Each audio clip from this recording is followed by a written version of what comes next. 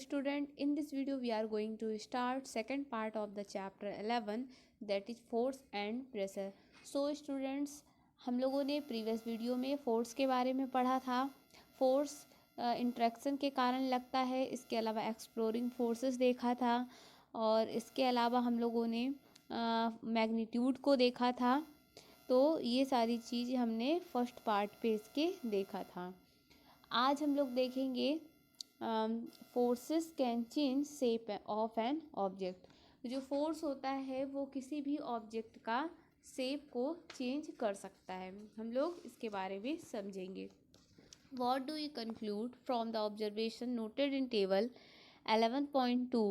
What happens when you apply a force on an inflated balloon by pressing it between your palms? What happened to the shape of ball of duff when it is rolled to make a chapati? What happened when you press a rubber ball placed on a table? In all these examples, you saw that the application of forces on an object may change its shape. देखिए, यहाँ पे बताया जा रहा है कि यदि हम किसी भी ऑब्जेक्ट पे जब हम फोर्स लगाते हैं तो फोर्स वो होता है जो कि ऑब्जेक्ट के शेप को चेंज करता है। जैसे यहाँ पे एग्जांपल के थ्रू बताया जा रहा है, जैसे कि हम लोग एक बलून को फुलाते हैं और उस पर क्या करते हैं, फोर्स लगाते हैं। मतलब उसको यदि हम बलून को फुला करके उस पर अपने पाम से उस पर प्रेशर डालें तो क्या होगा, उसका शेप चेंज हो जाएगा। इसके अलावा यहाँ पे बताया गया है कि यदि हम रबर बॉल को टेबल पे रख करके उस पर फोर्स करें तो वो भी उसका शेप भी चेंज हो जाएगा। तो मतलब हम ये बोल सकते हैं कि जो फोर्स होता है वो किसी ऑब्जेक्ट को चेंज करने के लिए एप्लीकेबल होता है। Having performed all the above activity you would have realised that a force. हम लोगों ने ऊपर की दी हुई एक्टिविटी में हमने ये रियलाइज किया कि फोर्स क्या होता है। अ फोर्स में make an object move from rest. जो फोर्स होता है वो यदि किसी ऑब्जेक्ट पे लग रहा है तो वो उसको रेस्ट से मूविंग पोजीशन पे ला सकता है। मतलब कोई भी, जैसे हमने बोला कि एक टेबल है, टेबल के ऊपर एक बॉल रखी हुई है तो वो अभी रेस्ट पोजीशन पे है। हमने पीछे से आकर के जोर से उस बॉल को धक्का दिया तो बॉल क्या करेगी, टेबल से गिर जाएगी। मतलब वो उसकी मूविंग पोजीशन को चेंज कर देगा। मतलब फोर्स क्या होता है, किसी ऑब्जेक्ट पे लगकर उसकी रेस्ट पोजीशन को मूविंग पोजीशन पे ले आता है। A force may change the speed of an object if it is moving. Force क्या करता है, यदि कोई ऑब्जेक्ट मूव कर रहा है तो उसकी स्पीड को चेंज करता है, मतलब उसकी स्पीड को बढ़ा देता है। जैसे कोई ऑब्जेक्ट है वो मूव कर रहा है एक स्पीड से, और कोई मतलब जैसे कोई बॉल है वो ज़मीन पे ढनक रही है और कोई बच्चा आया तेज़ी से आकर के उसको पैर से किक करेगा तो बॉल क्या होगी, बहुत तेज़ी से भागने लगेगी, है ना। तो मतलब क्या होता है कि वो इसकी स्पीड को बढ़ा देता है। फिर बताया जा रहा है कि फोर्स में change the direction of motion of object. तो फोर्स जो होता है वो किसी भी ऑब्जेक्ट के मोशन की डायरेक्शन को चेंज कर सकता है। फोर्स में bring about a change in the shape of object. Shape और किसी ऑब्जेक्ट के शेप को चेंज कर सकता है। मे कॉज सम और ऑल ऑफ दीज इफेक्ट। तो इस तरीके से हम लोगों ने क्या समझा कि फोर्स किसी भी ऑब्जेक्ट को के शेप को चेंज करता है, उसको रेस्ट पोजीशन से मूविंग पोजीशन पे लाता है, उसकी स्पीड, डायरेक्शन और उसके शेप को चेंज करता है। While a force may cause one or more of these effects, it is important to remember that none of these actions can take place without an action of force. Thus, an object cannot move by itself, it cannot change speed by itself, it cannot change direction by itself, and its shape cannot change by itself. तो हमने इस तरीके से यहाँ पे समझा कि कोई भी ऑब्जेक्ट जो है वो अपने से अपनी मतलब अपनी जो है वो शेप को चेंज नहीं कर सकता, अपने डायरेक्शन को चेंज नहीं कर सकता, ना ही अपनी स्पीड को चेंज कर सकता है, ना ही वो एक प्लेस से दूसरे प्लेस में मूव कर सकता है जब तक उस पर बाहर से कोई एक्स्ट्रा फोर्स ना लगाया जाए। नेक्स्ट है कॉन्टेक्ट फोर्सेस।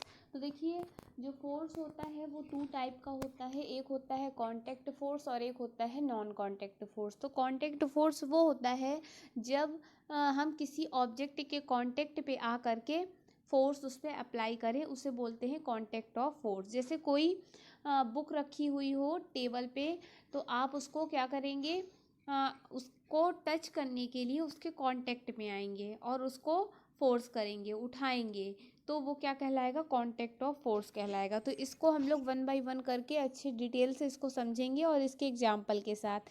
तो देखिए कांटेक्ट फोर्स में होता है muscular force. Can you push or lift a book lying on a table without touching it. क्या आप कोई टेबल पे बुक को उठा सकते हैं या फिर पुश कर सकते हैं बिना टेबल को टच किए? नहीं कर सकते हैं ना। Can you lift a bucket of water without holding it.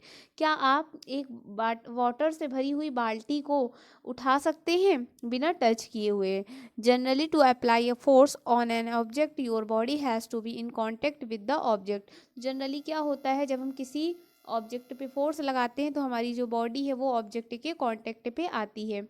The contact में also be with the help of stick or piece of rope. When we push on an object like a school bag or lift a bucket of water, where does the force come from? This force is caused by the action of muscles in our body.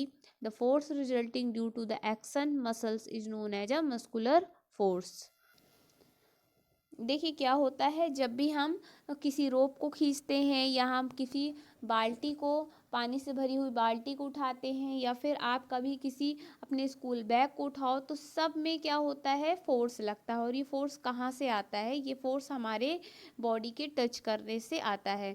तो कहने का मतलब ये है, जब किसी object पे force apply करें तो वो मस्कुलर फोर्स कहलाता है, क्योंकि हम अपनी मसल्स की हेल्प से उस पर फोर्स अप्लाई करते हैं। भाई क्या होता है, जब हम लोग स्कूल बैग उठा रहे हैं तो क्या हो रहा है, उसमें हमारी मसल्स लग रही हैं ना। बैग को उठाने में, बैग को टच करने पे हमारी मसल्स का यूज हो रहा है। हम वाटर से भरी हुई बकेट को उठा रहे हैं तो क्या हो रहा है, अपनी मसल्स के थ्रू उठा रहे हैं उसको। तो मतलब कहने का ये हुआ कि हमारी मसल्स क्या कर रही है, उस ऑब्जेक्ट पे फोर्स अप्लाई कर रही है। और मस्कुलर फोर्स यही होता है, जब मसल्स के द्वारा किसी ऑब्जेक्ट पे फोर्स अप्लाई होता है उसको बोला जाता है मस्कुलर फोर्स। उसके नाम से ही क्लियर है। Animal also make use of muscular force to carry out the physical activity and other tasks. Animal like bullock, horse, donkey, and camel are used to perform various tasks for us. In performing these tasks, they use muscular force. देखिए human beings he नहीं, animals भी muscular force का use करते हैं अपनी physical activity और task को perform करने के लिए। बहुत सारे एनिमल्स जैसे हॉर्स हो गया, डंकी हो गया, कैमल हो गया, ये अपने टास्क को परफॉर्म करने के लिए क्या करते हैं, मस्कुलर फोर्स का यूज करते हैं। फिर इसके बाद है,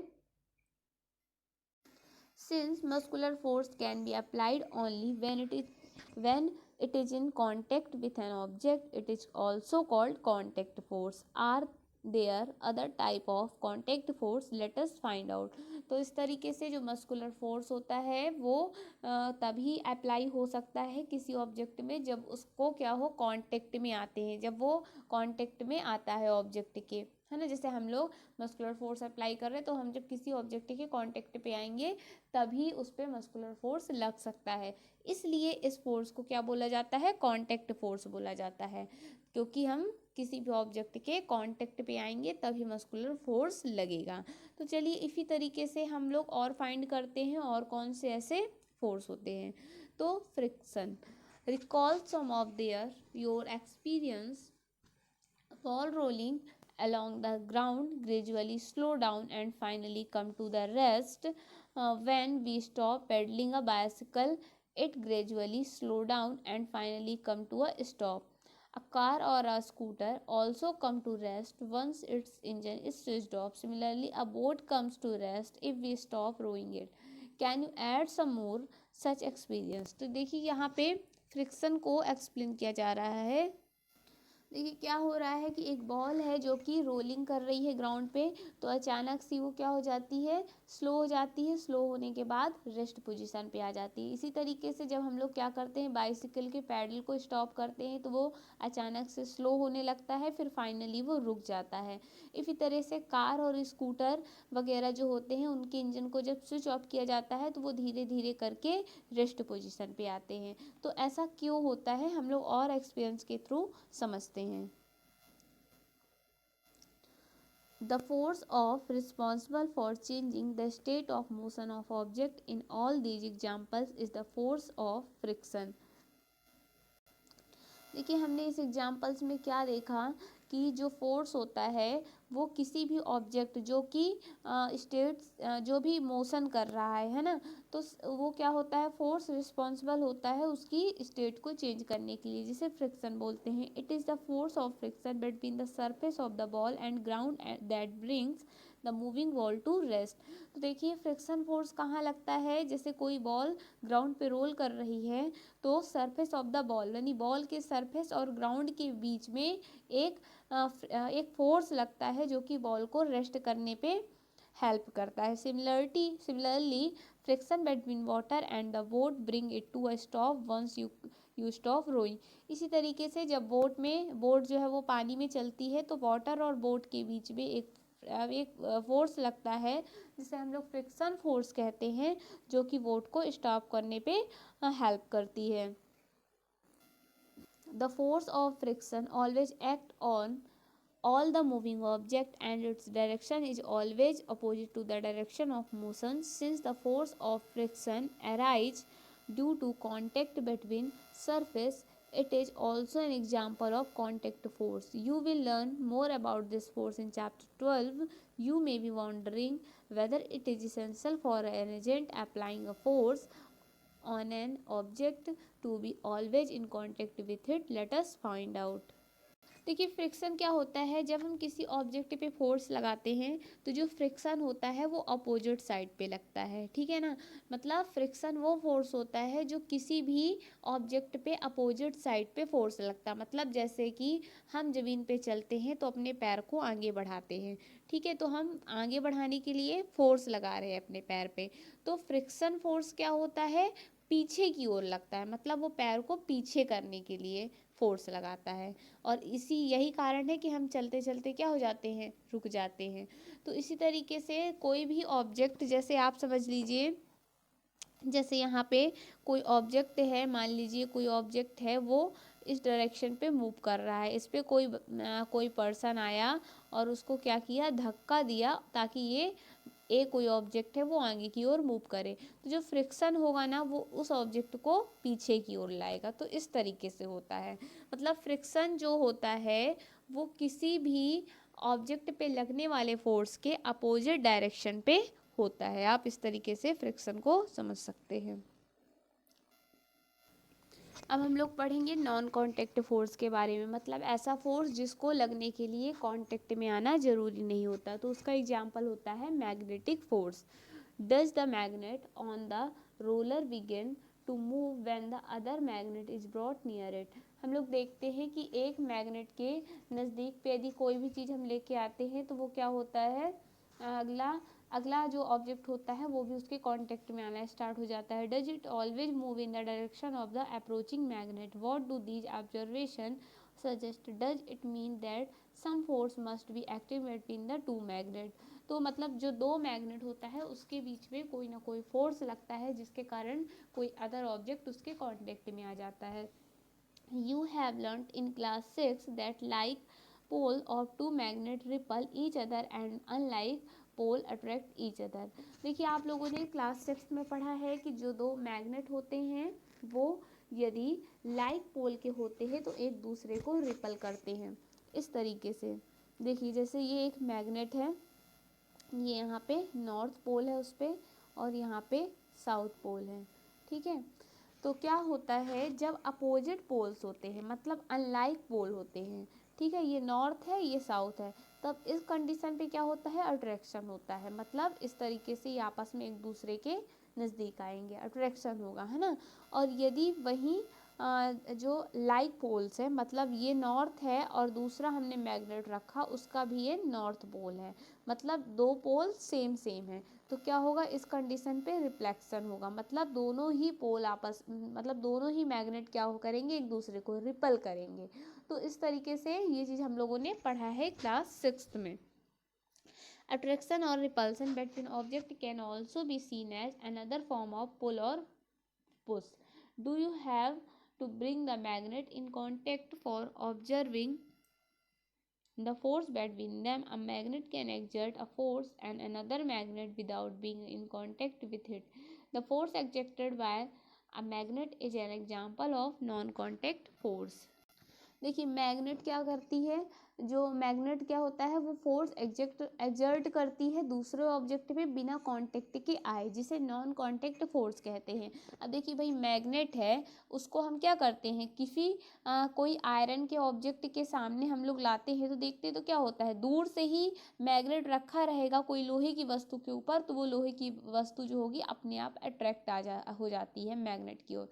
तो मतलब मैग्नेट को हम कांटेक्ट में नहीं ला रहे हैं, सिर्फ दूर से ही दिखाने पे, मतलब वहाँ पे नॉन कांटेक्ट की कंडीशन हो रही है। तो वही बता रहा है कि जो मैग्नेट होता है वो फोर्स एग्जर्ट करती है दूसरे ऑब्जेक्ट पे बिना कांटेक्ट पे आए, जिसे नॉन कांटेक्ट फोर्स बोलते हैं। तो ये एग्जाम्पल हो गया मैग्नेटिक फोर्स का। फिर हम लोग देखते हैं इलेक्ट्रोस्टैटिक फोर्स क्या होता है, ये भी नॉन कांटेक्ट का एग्जाम्पल है। तो हम लोग इसको समझते हैं कि क्या होता है। The force exert by a charge body on another charge or uncharge body is known as electrostatic force. This force come into play even when the body are not in contact. The electrostatic force therefore is another example of non-contact force. You will learn about electric charge in chapter 15. देखिए non electrostatic force क्या होता है non contact के अंदर, तो एक charge body जो होती है वो यदि फोर्स एक्सर्ट करे किसी चार्ज या अनचार्ज बॉडी पे तो उसे बोला जाता है इलेक्ट्रोस्टैटिक फोर्स। मतलब जिसमें ऐसी बॉडी जिसमें चार्ज है, ठीक है, तो जब वो फोर्स लगाती है किसी ऐसे ऑब्जेक्ट पे जो कि फुली चार्ज हो या फिर अनचार्ज हो तो उसको बोला जाता है इलेक्ट्रोस्टैटिक फोर्स। ये भी नॉन कांटेक्ट फोर्स का एग्जाम्पल है, क्योंकि हम इसमें जो दो बॉडी है वो एक दूसरे के कांटेक्ट पे नहीं आती हैं। फिर हम लोग पढ़ेंगे ग्रेविटेशनल फोर्स के बारे में, ये भी नॉन कांटेक्ट फोर्स का एग्जाम्पल होता है। You know that a coin or a pen fall to the ground when it slip off your hand. Leaves and fruit also fall to the ground when they get detached from the plant. Have you ever wondered why it is so? देखिए आप लोगों ने देखा होगा कि यदि हम coin या पेन को ग्राउंड से ऊपर की ओर क्या करें, उसको ऊपर की ओर करके फेंके तो क्या होगा, वो अपने आप ग्राउंड की तरफ स्लिप हो जाएगा। इसी तरीके से हम लोगों ने देखा होगा कि जो प्लांट्स होते हैं, ट्री होते हैं, है ना, तो उसमें जो लीव्स और फ्रूट होते हैं वो यदि ऊपर की ओर भी हम उसको फेंके तो वो, या ऊपर नहीं भी फेंकते हैं तो ट्री और जो लीव्स और फ्रूट्स लगे हुए हैं प्लांट में वो अपने आप ऑटोमेटिकली नीचे ही गिर के आ जाते हैं। ऐसा क्यों? When the coin is held in your hand is it rest position. As soon as it is released, it begins to move downward. It is clear that the state of motion of the coin undergoes a change. Can this happen without force acting on it? Which is this force? Object or things fall toward the earth because it pulls them. This force is called the force of gravity or just gravity. तो देखिए क्या होता है, जैसे कि हम जैसे मान लीजिए सपोज ये कोई बिल्डिंग है, इस बिल्डिंग पे चढ़ कर के कोई व्यक्ति क्या कर रहा है, किसी पेन या फिर कोई कॉइन को ऊपर की ओर फेंक रहा है। तो जब ये ऊपर की ओर फेंकेगा ना, ये बिल्डिंग से बताने का मतलब ये है कि यदि हम चाहे कितनी भी ऊंचाई पे चले जाएं, कितनी भी ऊंचाई पे जा कर के हम किसी ऑब्जेक्ट को फेंकते हैं तो वो गिर के वापस से नीचे ही आता है। तो ये क्या होता है कि जो हमारी अर्थ है ना वो एक मैग्नेट की तरह होती है। तो जैसे मैग्नेट का काम होता है कि किसी भी ऑब्जेक्ट को अपनी तरफ अट्रैक्ट करना, तो सेम ऐसे यहाँ पे होता है। ये जो हमारी अर्थ सरफेस ग्राउंड है वो किसी भी ऑब्जेक्ट को अट्रैक्ट करके अपनी ओर ही वापस ले आती है। तो ये क्यों होता है? ये फोर्स ऑफ ग्रेविटी के कारण होता है, जिसको हम लोग ग्रेविटी भी बोलते हैं या ग्रेविटेशनल फोर्स भी बोलते हैं। मतलब इस पे जो फोर्स लगता है उसको ग्रेविटेशनल फोर्स बोलते हैं। This force is called the force of gravity or just gravity. This is an attractive force. The force of gravity act on all object. The force of gravity act on all of us all the um, all the time without our being aware of it. Water being to flow toward the ground. As soon as we open a tap, water in river flow downward due to the force of gravity. देखिए सब जगह force of gravity लगता है और ये एक attractive force होता है। दैट मीन्स सभी ऑब्जेक्ट को अपनी तरफ अट्रैक्ट करता है। और ये जो ग्रेविटी फोर्स होता है वो सभी वस्तुओं पे, सभी ऑब्जेक्ट पे, चाहे वो वाटर बॉडी हो या फिर कुछ भी हो, वो सब पे लगता है और अपनी तरफ अट्रैक्ट करता है। तो ये क्या थे? तीनों नॉन कॉन्टेक्ट फोर्स के एग्जाम्पल थे। अब हम लोग पढ़ेंगे प्रेशर के बारे में। You have learnt in class 7th that strong wind during a storm or cyclone can blow away even the rooftop. You also learned that wind and cyclone are caused by the differences in air pressure. Is there any relation between pressure and force? हम लोगों ने class 7th में पढ़ा है कि storm और जो cyclone होते हैं उनमें जो विंड की स्पीड बहुत ज़्यादा तेज़ होती है वो प्रेशर की वजह से होती है। मतलब विंड में क्या होता है? प्रेशर डिफरेंस होता है, जिसके कारण विंड बहुत ही स्पीड के साथ मूव करती है और ये high pressure to low pressure move करती है। तो हम लोग समझते हैं कि प्रेशर और फोर्स में क्या डिफरेंस होता है। यहाँ पे एक छोटी सी एक्टिविटी को बताया गया है जिसके द्वारा आपको समझना है कि दोनों पे क्या डिफरेंस होता है। तो देखिए यहाँ पे the force acting on a unit area of surface is called pressure. तो देखिए प्रेशर किसको बोलते हैं? यदि किसी सरफेस में, सरफेस की यूनिट एरिया पे फोर्स एक्ट करे तो उसको बोलते हैं प्रेशर।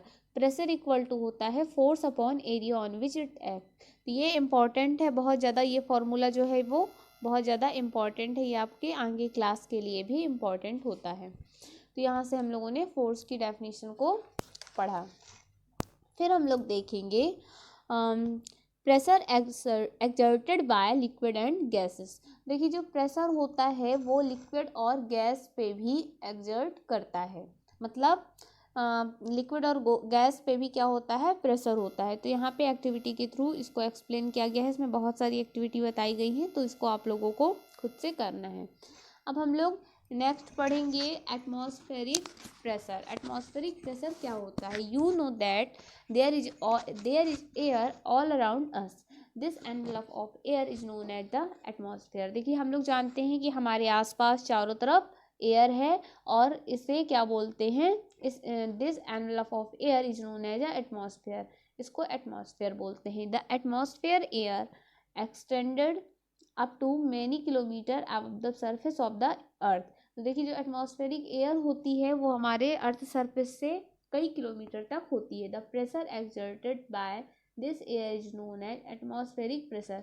तो इस एयर के द्वारा जो प्रेशर एक्सर्ट किया जाता है उसको बोला जाता है एटमॉस्फेरिक प्रेशर।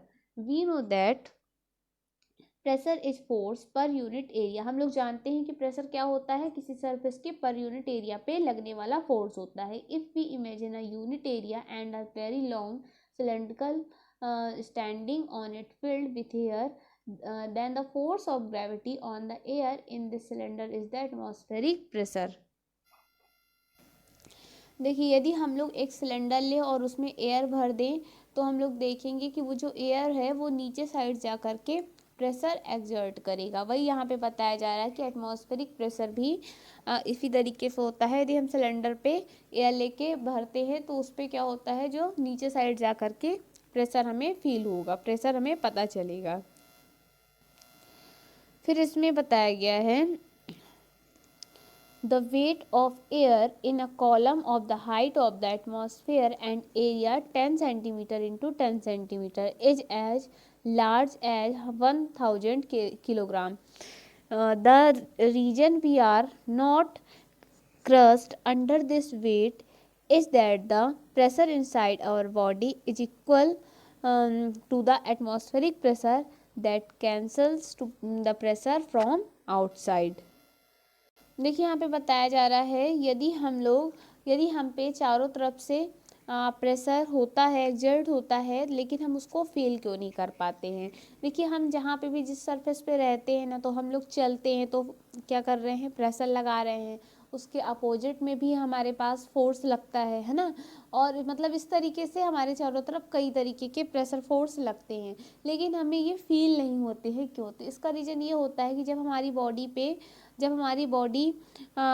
प्रेशर होता है, प्रेशर लगता है, तो हमारी बॉडी भी उस पर प्रेशर एक्सर्ट करती है जितना एटमॉस्फेरिक प्रेशर लगता है। तो इसलिए क्या होता है, प्रेशर और अंदर और बाहर की ओर लग करके उसे कैंसिल आउट कर देता है और हमें पता नहीं चल पाता है। तो इस तरीके से हम लोगों ने इस चैप्टर को कंप्लीट किया। Okay, thank you so much.